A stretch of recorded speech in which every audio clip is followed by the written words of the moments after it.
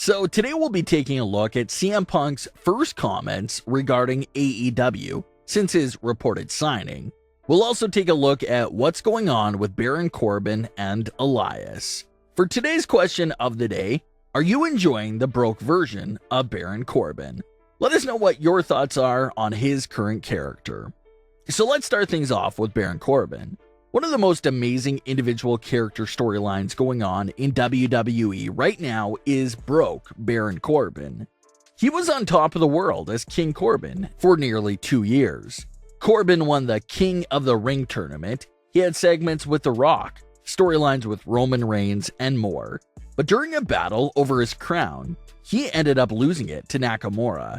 At first, everyone thought it was silly to see these two grown men fighting over a crown that really held no true weight or purpose at the end of the day.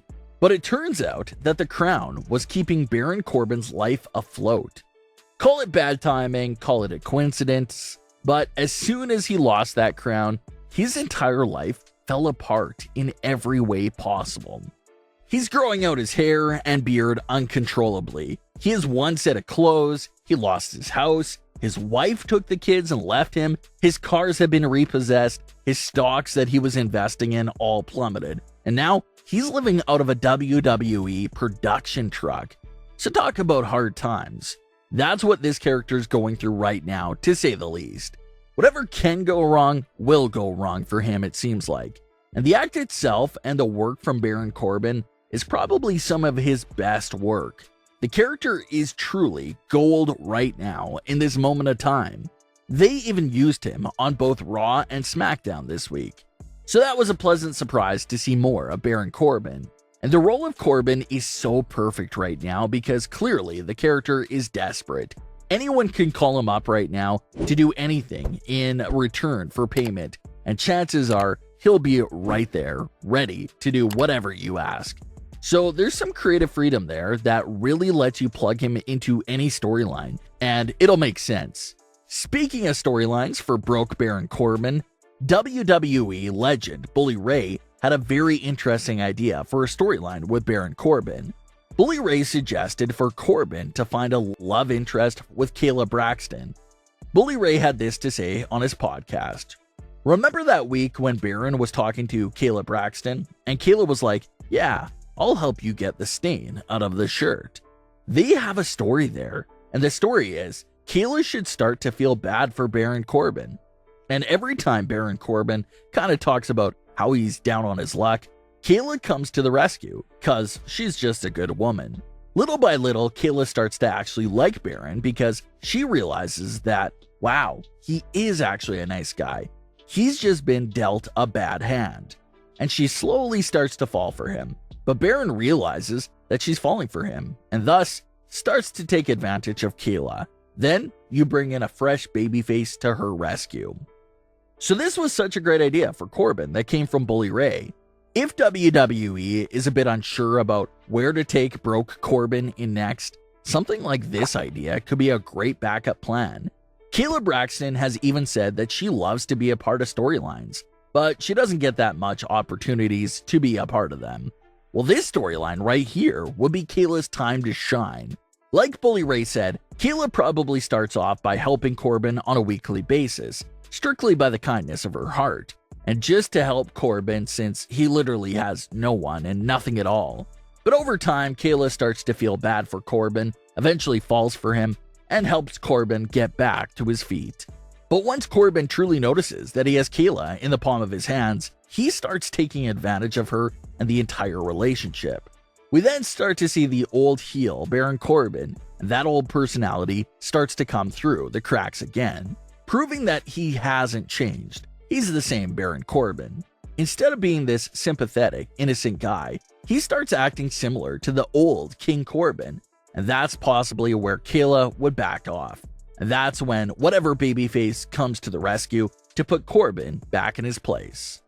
So it'll be interesting to see what they do next with Corbin, but he has definitely turned into one of the most entertaining acts going on right now.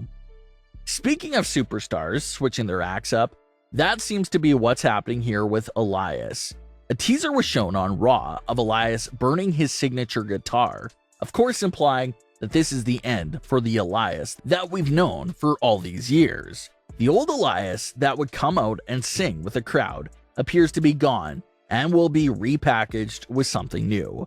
There's no confirmed reason for the gimmick change, but fans speculate that maybe WWE didn't want to have two similar acts because you have Rick Boogs over on SmackDown that has a live performance with a guitar before the matches as well. So fans wonder if that could have had any relation to why things had to end for Elias. Fans also seem to have mixed reactions on if they're really looking forward to the new Elias. You look at some of the big repackages we've had over the last few years, like Liv Morgan, Aleister Black, and others, and they never really went anywhere, so hopefully things are different for Elias though. Let's get into everything with CM Punk and AEW. It's been several weeks since CM Punk allegedly signed with AEW, but he never really made any comments at all until now. Punk spoke with Sunday night's Main Event and was asked about AEW and August 20th. He had this to say: "I think I might be doing a screening, but we're talking about doing a screening of episode 3 of Heels at AMC in Chicago. That's one of the dates that has been proposed, August 20th. I hope to see everybody there." Punk was then asked about Darby Allin's comments about the best in the world and had this to say on that mention: "Best in the world, that could be anybody. That's Daniel Bryan, right? That's my assumption. I hear best in the world, I think Bryan." CM Punk went on to praise Darby for his in-ring work and says that no one does a dive better than Darby as well. Punk also talked about his old talks with Tony Khan in 2019, but said that he's here to talk about his role in the Heels show and he's focused on being an actor. So everyone is breaking down these comments from CM Punk, trying to see if he's trolling or simply telling the truth. He's saying that he's got other plans involving his acting on August 20th, and being an actor is the only thing he's focused on. So Punk has a lot of fans second guessing right now, but either way, this big question of CM Punk's AEW debut will be answered on August 20th. He either shows up or he doesn't show up. Either way, everyone will have the answer on August 20th. This show in August 20th is in front of his hometown crowd in Chicago. No better place for him to return after all these years. Maybe if they can't have CM Punk that day, maybe Daniel Bryan is also a possibility for that show. With all these CM Punk rumors and everyone having August 20th circled on their calendars, AEW is definitely aware of the hype and how many people will be tuning in. So they have to have at least something there on the show to pay off all this hype. If CM Punk appears, then that's obviously great, but if he doesn't appear, then it'll be really interesting to see what direction the narrative goes in with all these reporters. So, just a really interesting situation that we'll have to keep an eye on over these next few days. But what are your thoughts on today's stories? Leave your comments below. Don't forget to subscribe with all notifications on and leave a like if you enjoyed. Thanks for watching, guys.